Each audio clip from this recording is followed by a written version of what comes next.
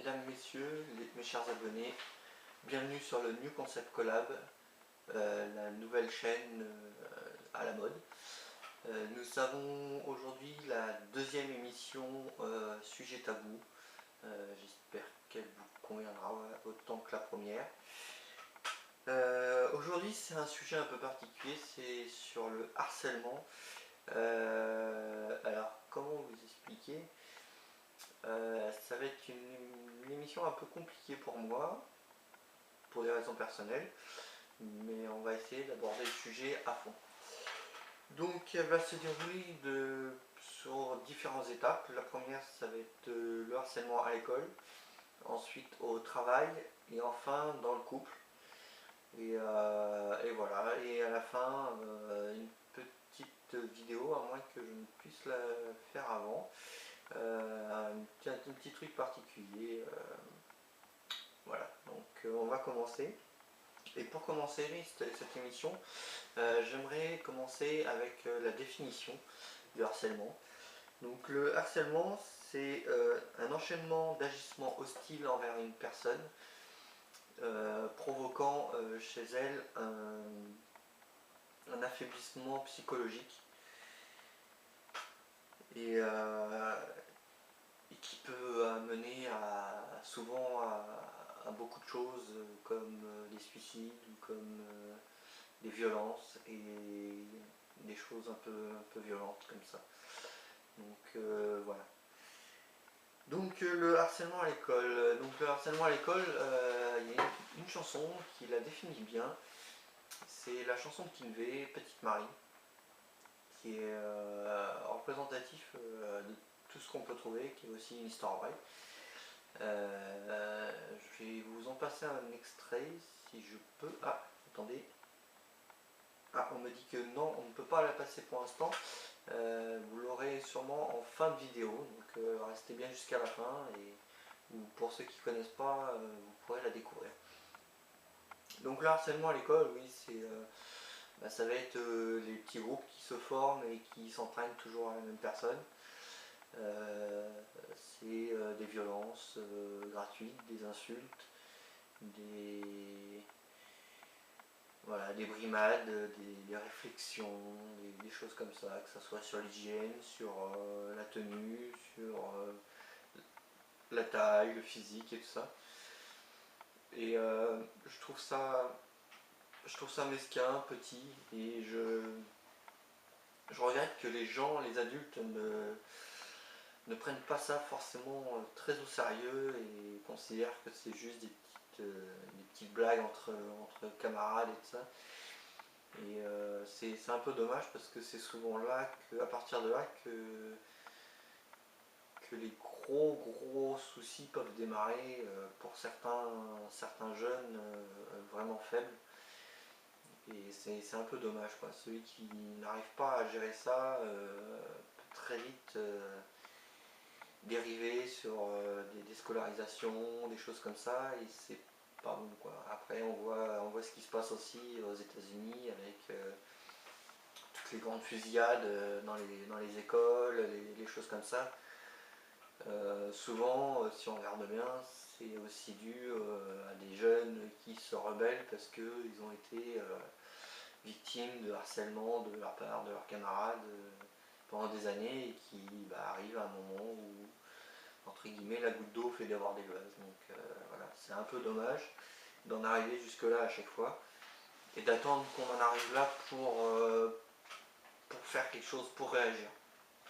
Donc voilà, je pense que ouais, pour ceux qui ont des enfants, ça serait peut-être bien d'en parler avec eux, que ce soit dans le sens où c'est leurs enfants qui agissent ou qui reçoivent le harcèlement, quoi. Je pense qu'il faut faire attention à ça parce que ouais, c'est vraiment très important. Moi personnellement, oui, étant petit, j'ai eu quelques soucis, que ce soit par rapport à ma timidité, par rapport à mes looks toujours un peu décalés, des choses comme ça. Après, c'est vrai que voilà, j'ai toujours été très bien entouré et j'ai toujours pu remonter la pente. Maintenant, est-ce que si ça avait été découvert plus tôt, est-ce qu'on m'avait, disons, est-ce que si on m'avait donné les clés pour plus subir ces brimades, ces choses comme ça avant, est-ce que ça aurait pas fait quelqu'un de différent? Je sais pas, personnellement, je pense pas, mais on sait jamais, on ne saura jamais de toute façon. Donc voilà. Après, au travail. Donc au travail, c'est compliqué à définir. Après, il y a différents harcèlements. Il y a le harcèlement sexuel et le harcèlement moral classique, on va dire. Personnellement, je ne m'étendrai pas trop dessus parce que j'ai déjà eu un petit souci par rapport à du harcèlement sexuel, enfin, enfin, considéré comme du harcèlement sexuel, qui a failli se retourner contre moi et qui a failli me tirer de gros ennuis à une époque, alors que ça n'en était pas. Maintenant, le harcèlement autre, moral et autres, j'en ai subi, j'en subis encore, mais voilà, je ne m'étendrai pas là-dessus, j'ai pas envie de rentrer dans ce genre de détails. Et enfin, dans le couple, ça peut être un harcèlement. Voilà, ça peut être des harcèlements qui sont tellement différents, que ce soit sexuel ou autre, par rapport à des gens, des amis, des connaissances, voilà, des gens qui vous harcèlent au téléphone pour de l'argent, des faveurs sexuelles ou autres. Ça peut être pas mal de choses. Personnellement, j'ai jamais eu. Je croise les doigts pour que ça dure. Maintenant, est-ce que ça peut se comprendre? Je dirais non, ça se comprend pas, ça ne s'explique pas, voilà, ça ne se pardonne pas, je dirais. Il y a certaines personnes qui se permettent des choses qui sont impardonnables. Maintenant, le harcèlement, tout dépend comment il est vécu, comment il est fait. Si c'est un harcèlement téléphonique, par exemple, les appels, voilà, les gens qui appellent, puis qu'on entend respirer au téléphone mais qui ne parlent pas, ou des choses comme ça, avec des répétitions, des choses. Je trouve ça petit, je trouve ça minable. Voilà. Moi, ça m'est arrivé plusieurs fois. Euh, c'est pas, c'est pas agréable, mais bon, c'est très vite. Voilà, j'ai mis les hauts là, voilà, je leur ai dit, voilà, j'ai prévenu la police, j'ai posé une main courante, maintenant basta. Quoi. Et très vite ça s'est arrêté, très vite on est passé à autre chose et voilà. Après le harcèlement, je dirais moral, vraiment par rapport à une relation, par rapport à des choses comme ça, j'ai pas eu. J'ai. Ouais non je pense pas en avoir eu, ou alors j'en ai pas fait, j'ai pas fait attention. C'est vrai que maintenant j'essaye de me blinder un peu contre toutes ces attaques un peu personnelles, tout ça. J'essaye d'en rire, j'essaye de prendre les choses un petit peu au second degré. Voilà. Si je vois que les gens se focalisent trop sur moi, j'essaye de détourner l'attention et voilà, j'essaye d'avancer, j'essaye de pas trop m'en occuper. Parce que je pense que c'est la meilleure solution, parce que la violence ne résout rien. Pour l'avoir utilisé pour d'autres choses que le harcèlement, je sais que ça n'a abouti à rien. Sur le coup, oui, ça m'a fait du bien. Après, j'ai eu des remords et surtout j'ai eu des ennuis. Donc voilà, ça sert à rien la violence. Vaut mieux répondre par le déni, par voilà, le second degré, comme ça au moins on est tranquille, on passe à autre chose. Quoi. Donc voilà.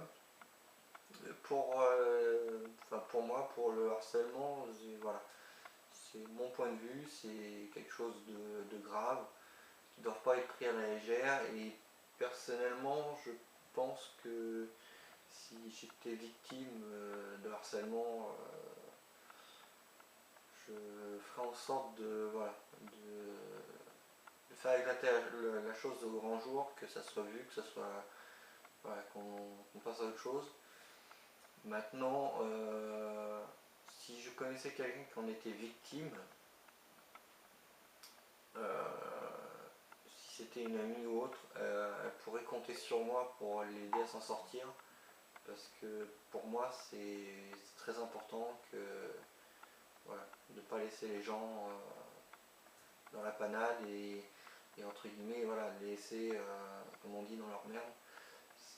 Pour moi c'est pas possible, quoi. C'est pas gérable.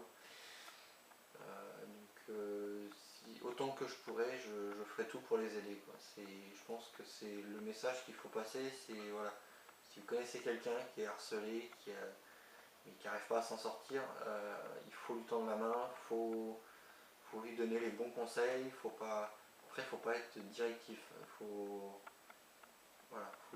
amener les choses, faut savoir la diriger, enfin pas la diriger, mais lui indiquer les démarches à faire pour s'en sortir, parce que voilà, le harcèlement, faut pas que les gens se résignent et disent ouais bah c'est bien, je suis harcelé, bah tant pis, quoi. Non, on n'a pas le droit d'être harcelé, on n'a pas le droit de subir de violence et autres. Et le harcèlement, c'est une violence morale, mais c'est une violence quand même. Donc il faut s'en sortir, quoi. Faut pas laisser les gens comme ça. Donc voilà pour moi. Cette vidéo va se terminer là pour ce sujet. J'espère qu'elle vous aura plu. Je sais qu'elle est assez courte. Mais voilà, comme je vous ai dit au début de la vidéo, j'ai pas envie de trop m'étaler sur le sujet. C'est un sujet qui me touche un petit peu et que j'ai pas envie de rentrer trop dans les détails. Donc je m'arrête là et puis bah, je vous laisse avec Team V et écoutez bien les paroles, écoutez bien la chanson. Moi personnellement elle est en boucle dans la voiture et bah, elle définit bien tout le principe du harcèlement. Voilà, je vous dis au revoir, bonne semaine, bon mercredi et puis bah, surtout à la prochaine et abonnez-vous surtout si vous n'êtes toujours pas abonné. Ciao! Une cour de récréation comme les autres, avec ses disputes et ses petites bagarres qui cachent parfois des dangers plus sournois.